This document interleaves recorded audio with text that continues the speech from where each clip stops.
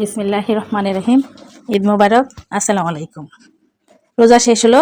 রোজা শেষ হয়ে গেল আমাদের ঈদ। ঈদের দিন আমরা যেভাবে রান্নাবান্না করে থাকি, রাতের বেলা সাধারণত আমি গুছিয়ে রাখি কী কী রান্না করব। সকালে ভোরে উঠে ফজর নামাজ পড়ে রান্না শুরু করি। দিনের যা রান্না সকাল থেকে রান্না শুরু করি। সকালবেলা আমাদের নামাজ পড়তে যায়, মাঠে যায় ছেলেরা। ওরা ফিন্নি, পায়েস, সেমাই, জর্দা যেগুলি রান্না করি সেগুলি খেয়ে নামাজ পড়তে যায়। নামাজ পড়ে এসে সবার সঙ্গে ঈদ মোবারক জানায় ওরা। আমি এর মধ্যে মিষ্টি খাবার বানানোর পরে খিচুড়ি বা পোলাও যেটাই রান্না করি সেটা আমি রান্না করে ফেলি অতি শীঘ্রই। রান্না করে 11:30টার মধ্যে আমি খাবার টেবিলে দিয়ে দিলাম। প্রথমে তাম্মি আমার মেয়ে খাবার ওর প্লেটে সাজিয়ে নিল। রোজা রেখে আজ ঈদের দিন মনে হচ্ছে কত জানি খাবার খেয়ে ফেলবে।